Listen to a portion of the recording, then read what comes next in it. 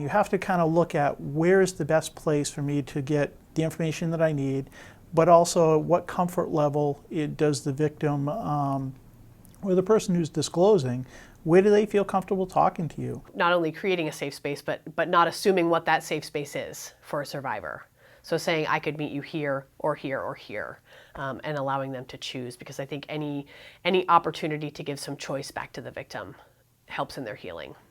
If it's in a home, where is it in the home? Is it at a kitchen table? Who else is around? What other activities are going on? The detective was like, well, can you come to the police department? And I was like, no, I can't. And he's like, that's fine. So we ended up meeting at the high school, which was a really neutral spot, because I knew I couldn't do it at my house because my parents didn't know yet. What has the person had to eat? What have they had to, for sleep? What time is it? Is it now 2 o'clock in the morning after they've gone through all of that? Is that the best time to sit down with that victim to get the information? Or is it better to have them get some sleep and then schedule a time later in that morning to come back in and sit down to do the interview? When they had to ask sensitive questions, there was always some amount of preparation for that, where they would say, I have to ask you a hard question, and I just want you to know that whatever the answer is, that's okay. I will say to victims, I'm going to ask you some questions that may seem dumb, but I need to ask them because I need to make absolutely sure, because you can't guess. What does rape mean? It means different things, obviously, to different people, so you have to really clarify. And that means you have to ask some very intrusive, personal questions. I think for those law enforcement officers who do a really good job, they're able to ask all of those difficult questions in a way that never feels blaming to the victim, because there's an explanation of why they're asking them. The big thing that happened was that he needed me to reach out to the person who assaulted me, and he wanted me to call him, and I was like, that's not normal. I wouldn't ever call him because, we do texting, we text. And he's like, all right, well, we can make that work. So to have had that control taken away from me during the assault, to be able to say to the detective, I don't want to call him, I would rather do it this way, this would make me more comfortable, really spoke volumes to how I could be part of this in a way that helped me heal. A lot of times people that have been through a traumatic event have a hard time, telling a story in a way that sounds believable. And a lot of times because, they're suffering from, the things that they've been through. When you're dealing with a sexual assault and intense trauma like that, especially if you have additional factors such as alcohol or drugs involved, which you sometimes do, the brain is encoding this in a completely different manner. And so you might get the story A, C, E, D, and you're getting the story out of order. And that can be very difficult for a detective. People misunderstand and they take that as something deceptive. All of us are different. And sometimes you'll talk with a victim and they will just pour out their heart.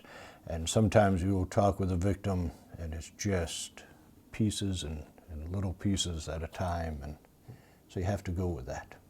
I think it's pretty important for all of us to remember that each time they recount their story, they're really being re-victimized. They're reliving that initial victimization. And that's why we try not to interview children or adults any more than we have to, because it re-victimizes them every single time. We believe them from the beginning. Unless there's anything along that road that would lead us otherwise, we're going to continue to believe them. One of the key pieces was that at every step, from the initial first report through the interview and the investigative process, I felt like people believed me, and people believed what I was saying, and my credibility wasn't questioned. You can't promise that you're going to get the guy or the girl, whoever the suspect might be. You can't promise they're going to go to jail. And you can't promise that even if they are to go to jail, that it's going to make anything better for them. Because you never know how that trauma is going to affect somebody. The only thing that I do promise is that I will give them 110% for their case. That's the only promise I ever make. I felt really supported, and I was able to develop a sense of trust with Wyndham Police Department, and they were able to be that kind of point person. We're speaking for the victim. We're helping have a voice for a sex assault victim who otherwise may not be heard, who may not be believed. They certainly had to know, why did it take so long for you to make the report? And they had to ask those difficult questions, but I always felt like the answer that I gave was believed, and that was really powerful.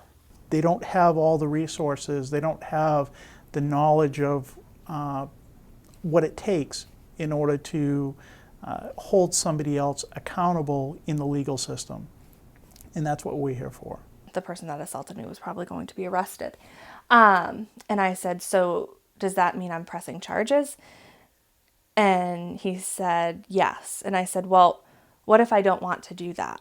And he's like, well, why wouldn't you want to do that?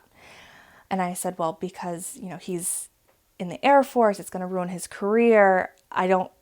That's big. It's a very long process. It can be very intimidating to victims. What I always tried to tell people was, what happened to you was not okay. The person took something from you that they had no right to take from you, and we don't want that to happen again. And that was kind of how I always encouraged my folks to go forward with prosecution.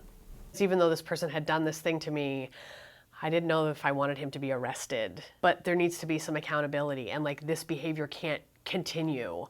But at the same time, struggling with just feeling really guilty about having played a part in someone being arrested.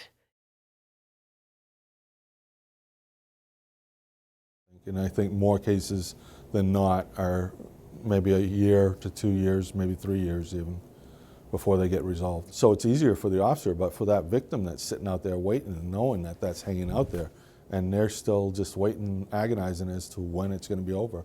If you make them a promise, you need to follow through with it. That helps build that rapport and continues through that investigation. You need to follow through that next day. If you say, I'm going to contact you tomorrow morning and check on you, you need to do that.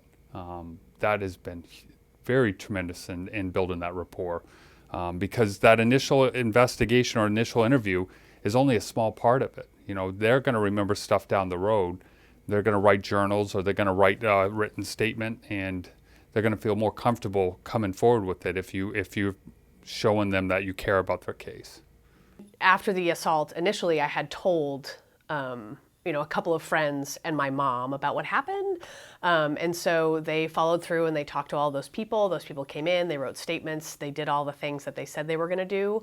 And throughout that process, someone was always in touch with me. There are some victims that, just a call from the detective or something like that can, start, the whole post-traumatic experience, as opposed to, some victims, want to have regular updates. So I think it's important to understand and to get to know the people that you're representing and the people that ultimately you're working for, so you can give them the best service based on the personality of the people involved. I always get another number of a family member, a friend, somebody.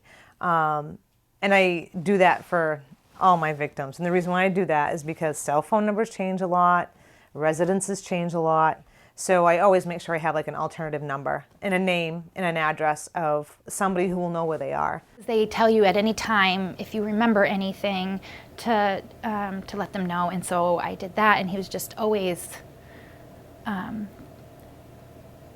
didn't make me feel like I was bothering him, or my questions or anything was insignificant at all.